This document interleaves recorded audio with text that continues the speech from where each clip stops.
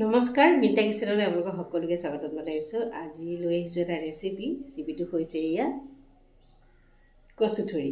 যিহেতু এতিয়া কচুথুৰি বতৰ, ফাগুন চ'তত কচু খাই খুবেই ভাল লাগে, যিহেতু শুকান বতৰ। আৰু এতিয়া কচু খালে কেতিয়াও নধৰে, আৰু যিটো প্ৰচেছত মই বনাম কেতিয়াও কচু নধৰে। আৰু বহুতে ভাবে কি কচু অলপ পানী দিলে বা থুপথুপীয়া কৰি খালে মানে কচু ধৰে বুলি, কিন্তু কচু নধৰে মই যেনেকৈ বনাওঁ।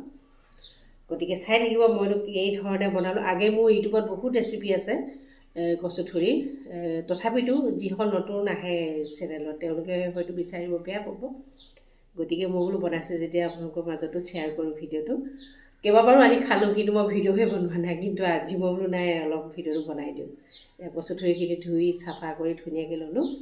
আৰু এতিয়া যিহেতু আপোনালোকে যদি গাঁৱত থাকে বা এনেকৈ পথাৰত খুব ধুনীয়াকৈ কচুথুৰি ওলাই থাকে ন, তেতিয়াতো আনি আপোনালোকে একদম ধুনীয়াকৈ একদম ধুই মেলি বনাই খাব। কিন্তু আমি বজাৰৰ পৰা আনো নহয়, বহুত চাফ চিকুণ কৰিব লগা হয়। মানে ক'ৰ পৰা আনে বুলি ভাবি পিনি আৰু ভাল ধৰণে ধুই পখালি লওঁ। আৰু এতিয়া মই বনাম, কি কি দিওঁ আপোনালোকে ভিডিঅ'টো চাব। এয়া মিঠাতেল দিছোঁ। এতিয়া মাছৰ মূৰখিনি মই ভাজি ল'ম। আৰু সেই মাছ ভজা তেলতে মই পিঁয়াজ এটা দিছোঁ, মিডিয়াম চাইজৰ পিঁয়াজ। আৰু পিঁয়াজখিনি ৰঙচুৱাকৈ ভাজিম। আৰু ইয়াতে আছে আদা, নহৰু, শুকান জলকীয়া, জিৰা আৰু কেঁচা জলকীয়াও আছে, দুটা দিছোঁ ইয়াতে। জ্বলাটো আপোনালোকৰ নিজৰ হিচাপত ল'ব পাৰোঁ, যিমান জ্বলা খায়। যিহেতু কচুথুৰিত অকণমান জ্বলা হ'লে ভাল লাগে, সেইটো কাৰণে মই অকণমান জ্বলা দিছোঁ। আপোনালোকে যদি জ্বলাটো নাখায়, জ্বলাটো নিজৰ হিচাপত দিব। এতিয়া পিঁয়াজখিনি ভজা হ'লত এইখিনি মছলাখিনি দি দিছোঁ। আৰু পিছা মছলা দিলে কচুথুৰিত বেছি খাবলৈ ভাল হয়। আৰু এয়া মছলাখিনি ভাজি আছোঁ। এতিয়া কচুথুৰিখিনি এয়া দি দিলোঁ।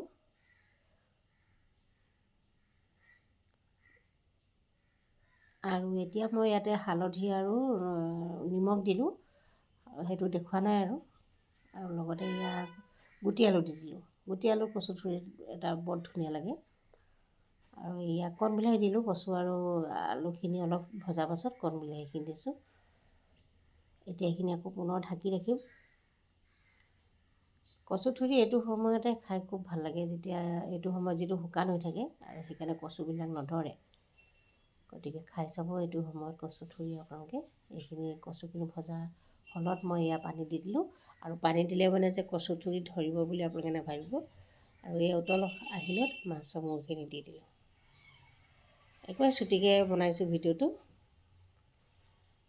আৰু এই উতল অহাৰ পাছত এয়া এনেকৈ অলপ হেতাখনে এনেকৈ অলপ হেঁচি দিব, তেতিয়া অলপ কচুথুৰিখিনি ভাঙি যাব, গুলগুলীয়া হৈ আহিব। আৰু যদি আপোনালোকৰ ঘুটনি আছে, ঘুটনি মাৰি দিব। আৰু এয়া লাষ্টত দিছোঁ এয়া জালুক দি দিলে মানে আৰু কচুথুৰি সোৱাদ খুব বেলেগ হৈ যায়, খুব ভাল লাগে। মানে জালুক অকণমান দিব লাগে কচুথুৰি বনালে মানে।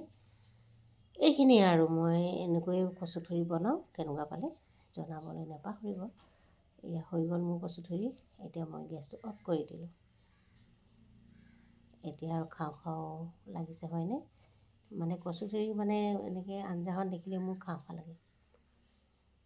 এয়া হৈ গ'ল। আৰু তেনেহ'লে আজিলৈ আহোঁ। Bye bye.